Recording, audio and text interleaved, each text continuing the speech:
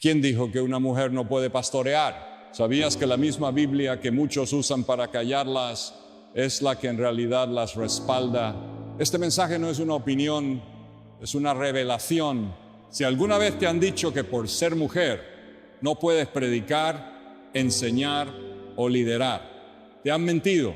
Quédate conmigo, porque hoy vamos a desmantelar siglos de tradición religiosa con la verdad eterna de la palabra. Y cuando esta predicación termine, no volverás a ver el llamado de la mujer de la misma manera. Dios llama a quien quiere, sin distinción de género. Hechos capítulo 2, versículo 17. Y en los postreros días, dice Dios, derramaré de mi espíritu sobre toda carne, y profetizarán vuestros hijos y vuestras hijas. Gálatas capítulo 3, versículo 28.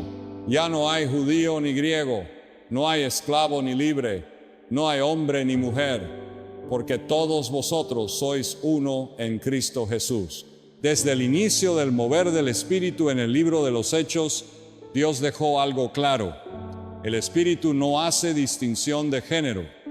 Cuando el fuego del cielo descendió en Pentecostés, no eligió solo a los hombres, cayó sobre todos. Y entre esos todos estaban las hijas, las madres, las mujeres, que desde ese día fueron marcadas con el poder de Dios para hablar, enseñar, profetizar y levantar generaciones.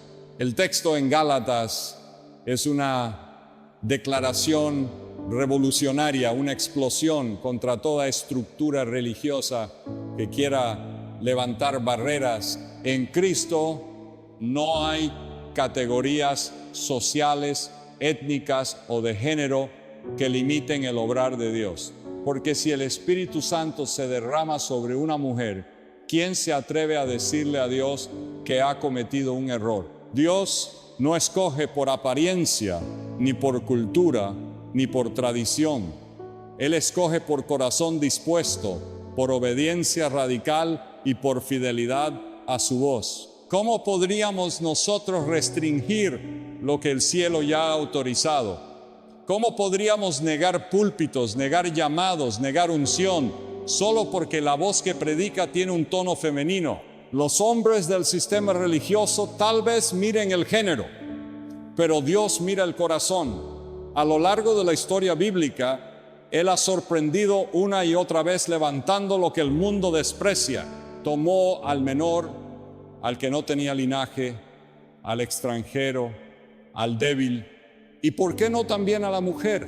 Si Dios usó a una burra para hablar con un profeta, ¿no usará a una hija para hablar a las naciones? Si Dios levantó a los más pequeños para humillar a los grandes, ¿no levantará a mujeres que prediquen su palabra con autoridad, con verdad y con fuego? Este no es un asunto de opinión, es un asunto de revelación. Y cuando se recibe esta verdad, se abre un nuevo entendimiento sobre lo que es el cuerpo de Cristo, porque en su cuerpo no hay inferioridad ni superioridad, sino propósito divino. Y aquí entra la pregunta que nos lleva al próximo punto.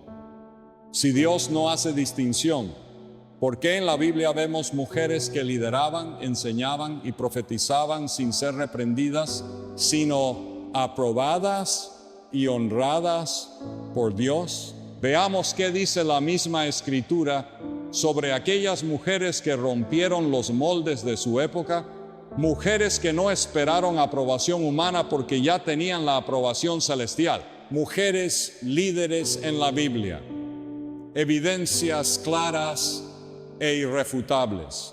Jueces capítulo 4, versículo 4. Débora, profetisa, mujer de Lapidot, juzgaba a Israel en aquel tiempo. Hechos capítulo 18, versículo 26. Cuando lo oyeron, Priscila y Aquila le tomaron aparte y le expusieron más exactamente el camino de Dios.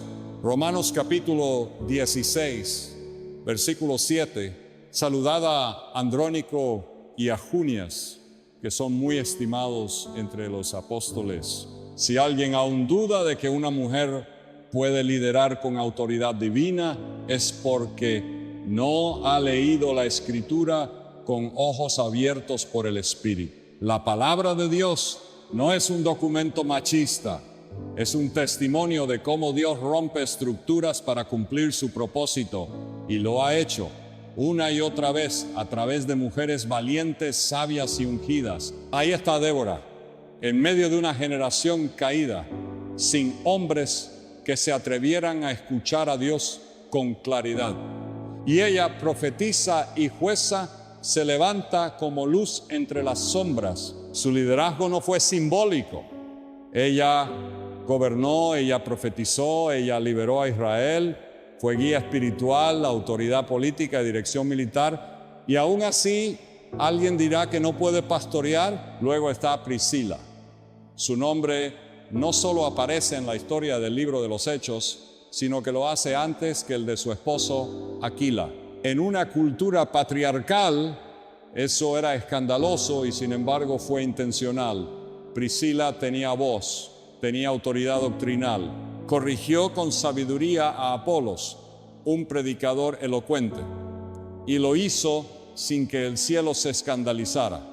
Al contrario, lo hizo más exactamente. Y si eso no basta, miremos a Junias. Pablo no solo la saluda, la reconoce como apóstol, no como ayudante, no como servidora secundaria.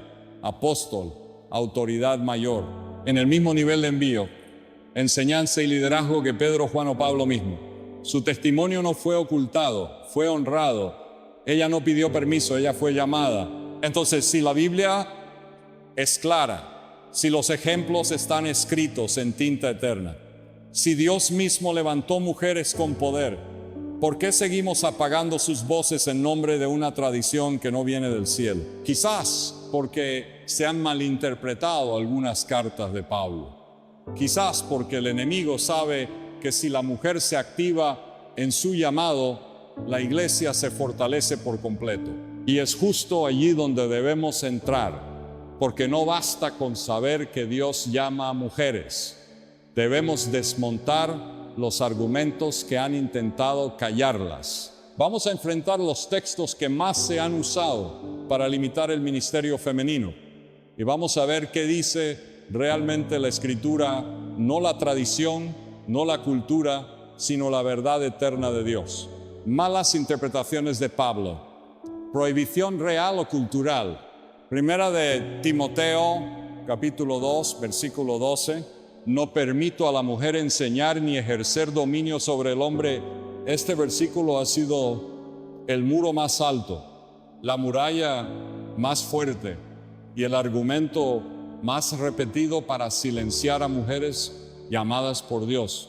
Pero escúchame bien, una verdad mal interpretada puede convertirse en una mentira peligrosa.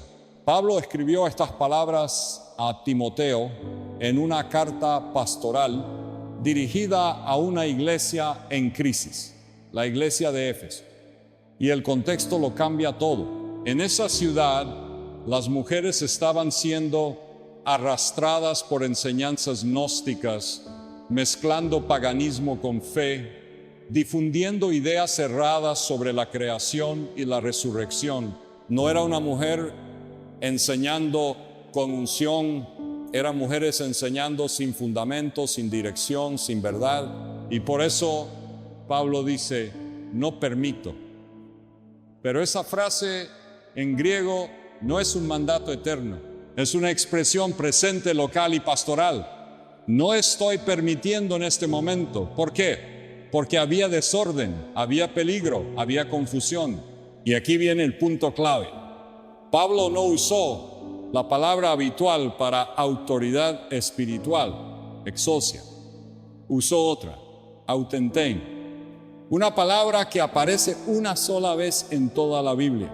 ¿Y qué significa? Dominio tiránico, manipulación, abuso de poder. Pablo no estaba prohibiendo el liderazgo femenino, estaba corrigiendo una actitud abusiva, lo mismo que haría si un hombre se levantara con espíritu de control. No podemos construir una doctrina eterna sobre un versículo mal entendido, fuera de su contexto. y usado como arma. No podemos apagar voces encendidas por el Espíritu basándonos en una interpretación equivocada, porque el mismo Pablo que escribió a Timoteo también escribió a los romanos, saludando a mujeres apóstoles, diaconisas y colaboradoras fieles. ¿Y cómo reconciliamos eso? Fácil, Pablo no se contradecía. La cultura de su época sí lo hacía. Y él, como buen pastor, respondía a cada situación específica con sabiduría, sin establecer reglas que anularan el fluir del Espíritu. Entonces, ¿realmente Pablo prohibía a las mujeres enseñar para siempre? No. Estaba corrigiendo el desorden local de Éfeso, no escribiendo una constitución espiritual para todas las generaciones. Ahora, si ya sabemos que Dios llama mujeres, que la Biblia las presenta como líderes y que Pablo no las prohíbe en absoluto, nos queda hacer una pregunta que arde en el corazón de esta predicación. ¿Qué decía la iglesia primitiva? ¿Cómo trataban los primeros cristianos a las mujeres en el ministerio? Porque si ellas ya estaban predicando, liderando y siendo ungidas desde el principio, entonces el argumento está resuelto. Vamos a descubrirlo. La iglesia primitiva reconocía a mujeres en ministerios. Romanos capítulo 16 es más que una lista de saludos. Es un testimonio poderoso de cómo la iglesia primitiva funcionaba, cómo se estructuraba y sobre todo quiénes la lideraban. Allí Pablo no solo menciona a mujeres, las honra, las destaca, las valida como parte activa y fundamental del ministerio apostólico. Ahí está Febe, no una ayudante, no una servidora menor, sino diaconisa de la iglesia en Cencrea y la responsable de llevar en sus manos la carta a los romanos, uno de los documentos más sagrados del Nuevo Testamento. ¿Te imaginas la confianza que Pablo le tenía? Le entregó la carta que definiría la fe cristiana por generaciones. Está también Priscila, la maestra, la teóloga, la que no solo ayudaba a su esposo Aquila, sino que enseñaba con él y muchas veces con mayor protagonismo. Su nombre aparece antes que el de su esposo. En una cultura donde eso era impensable, la iglesia lo permitía porque reconocía la autoridad espiritual en ella. María, Trifena, Trifosa, mujeres que Pablo llama colaboradoras en el Señor, no como título decorativo, sino como testimonio de su entrega, enseñanza y liderazgo en la obra. Estas mujeres no estaban en las sombras, estaban en la primera línea del ministerio. Y no olvidemos las casas iglesias del primer siglo. ¿Quiénes las dirigían? Mujeres. ¿Quiénes abrían sus hogares para formar comunidades de fe? Mujeres. ¿Quiénes pastoreaban espiritualmente a sus grupos? Mujeres. Eran las primeras pastoras, aunque quizás el título aún no existiera. La función estaba ahí y el Espíritu Santo también. Entonces, ¿qué pasó? ¿Por qué esa llama se fue apagando? Fue el sistema, fue la cultura, fue el machismo estructural que se infiltró incluso en la interpretación bíblica. La iglesia fue cediendo ante la presión social de su entorno y lo que el Espíritu había encendido, el miedo humano, lo quiso apagar. Pero hoy el Espíritu Santo está reavivando esa llama. Está despertando a mujeres que han estado silenciadas. Está recordándole a su iglesia que lo que fue permitido en el primer siglo no puede ser prohibido en el siglo XXI. No estamos frente a un nuevo movimiento, estamos frente a una restauración divina, un regreso al diseño original de Dios, donde el género no determina el llamado, sino la obediencia y el fuego del Espíritu. Y ahora, después de ver cómo Dios llama, cómo la Biblia lo confirma, cómo Pablo lo respaldaba y cómo la iglesia primitiva lo vivía, nos queda una sola cosa por preguntar. ¿Qué está haciendo el Espíritu Santo hoy? ¿Qué señales vemos de que Dios sigue levantando mujeres pastoras, líderes y predicadoras para esta generación? Pasemos al cierre de esta verdad. Porque lo que Dios está haciendo hoy, nadie lo va a poder detener. Y hoy, ¿qué dice el Espíritu? Han pasado siglos desde que las primeras mujeres fueron reconocidas como líderes en la iglesia, desde que Débora juzgó, Priscila enseñó, Junias fue apóstol y Febe llevó la revelación a Roma. Y sin embargo, hoy el mismo espíritu que las ungió a ellas está levantando a muchas más. No estamos hablando de emociones ni de deseos personales, hablamos de llamados evidentes, de mujeres que predican con unción, que enseñan con precisión, que pastorean con compasión y que dan fruto abundante del Espíritu en sus ministerios. Y Jesús dijo claramente: por sus frutos los conoceréis.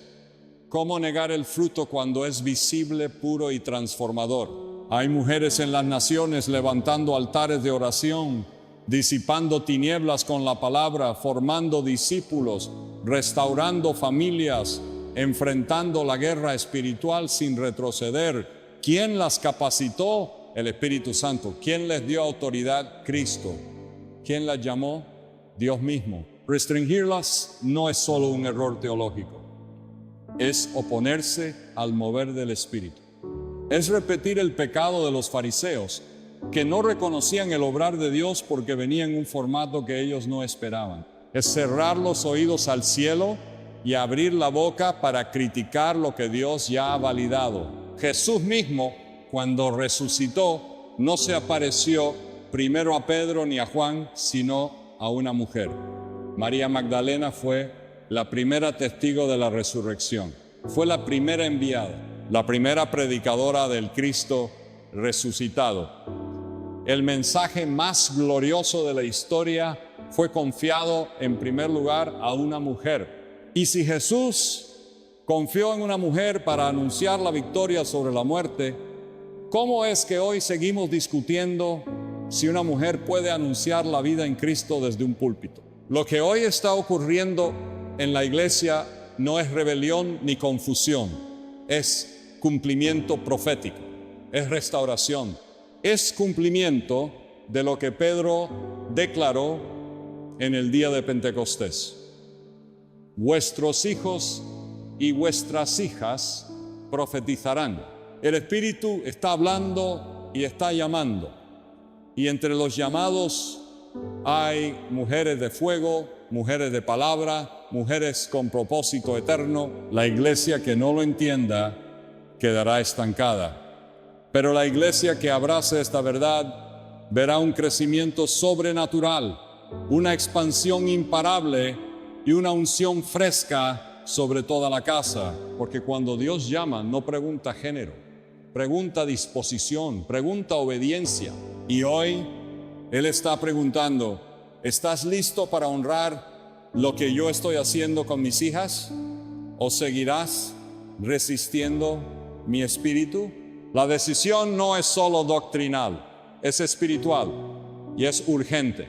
En Cristo no hay hombre ni mujer, no hay jerarquía de sangre ni estructura de poder terrenal. Todos somos uno, un solo cuerpo, un solo espíritu, una sola misión. Y cuando el cielo llama, no pregunta a quién la tradición aprueba, pregunta a quién está dispuesto a obedecer. Si Dios llama, ¿quién puede impedirlo?